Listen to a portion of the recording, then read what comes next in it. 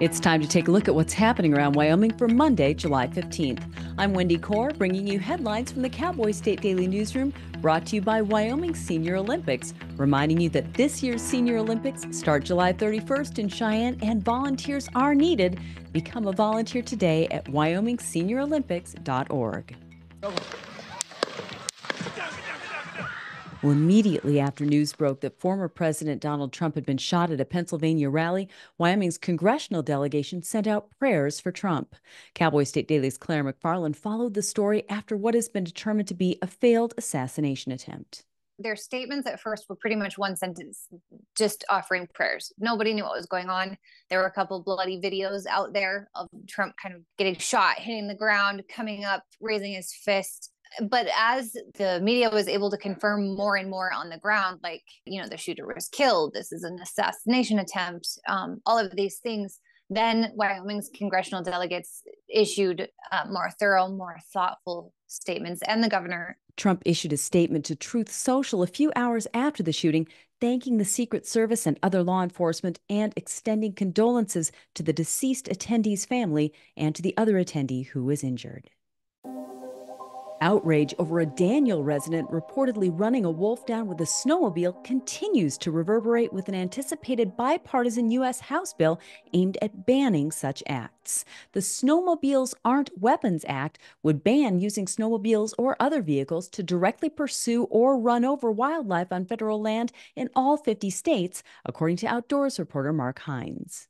And it could be significant. I mean, as we all know, a lot of Wyoming is federal land, and that would mean no more pursuit of predators on snowmobiles anywhere in Wyoming that is Forest Service land or BLM land. I got from a retired U.S. Fish and Wildlife Service person yesterday that practice is already forbidden on U.S. Fish and Wildlife lands in Wyoming, and that's a pretty significant chunk of territory.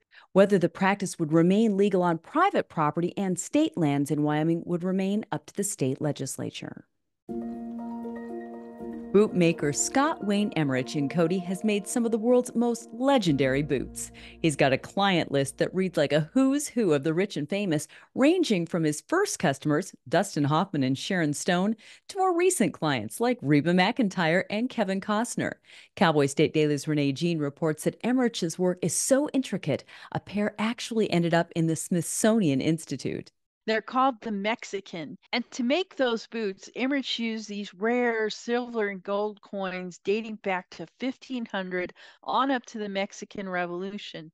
And then he designed like historical pictures around each coin that related to the time period when that coin was used. They got photographed so much and they achieved so much notoriety that this guy bought them for $79,000 and then turned around and donated them to the Smithsonian. All of Emmerich's boots have been labors of love these past 45 years and a career that's taken him to places he never dreamed possible, from Florida to Texas to Los Angeles and finally to Cody, his home of choice. I'll be back in just 15 seconds with more news. In southwest Wyoming, wide open space is waiting. This is how we explore it. In Rock Springs and Green River, Wyoming. Plan your adventure at explorewy.com. In today's dating climate dominated by apps, social media profiles, and dating sites, single people often go on dates or enter into tentative relationships without much information about who they're meeting. So, determining their safety in numbers, one Wyoming woman began a Facebook page dedicated to helping women determine if the man they're interested in is really who he seems to be. Cowboy State Daily's Jen Coker checked out the group Are We Dating the Same Guy 307.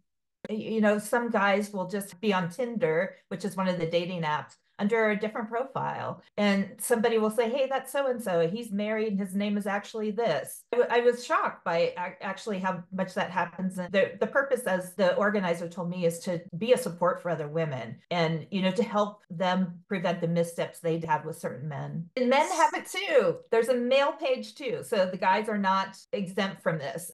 But Coker reports that the point of the sites are to provide a forum for people to stay safe and avoid dating disasters, not to bash others for sport. And to get to Adobe Town, take the Point of Rocks exit off Interstate 80 west of Rock Springs, hit the gravel roads and keep going, and going, and going. Cowboy State Daily's Mark Hines and Bill Sniffen took a day trip out to the remote geological formation. It was actually formed by ash and lava deposits in the last eruption of the Yellowstone supervolcano. These sandstone formations are just crazy because you get those deposits of lava and condensed volcanic ash that turns into sandstone. And then, of course, the wind and the erosion goes to work on them. It's hard for me to put into words what it's like being there and seeing all these different formations, and it's out in the middle of nowhere. The day's visit culminated with a stop at a place called Skull Creek Rim, which, in Mark's view, rivals the grandeur of the Grand Canyon.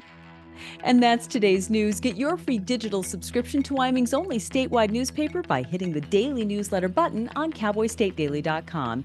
And you can watch this newscast every day by clicking subscribe on our YouTube channel. I'm Wendy Corr for Cowboy State Daily.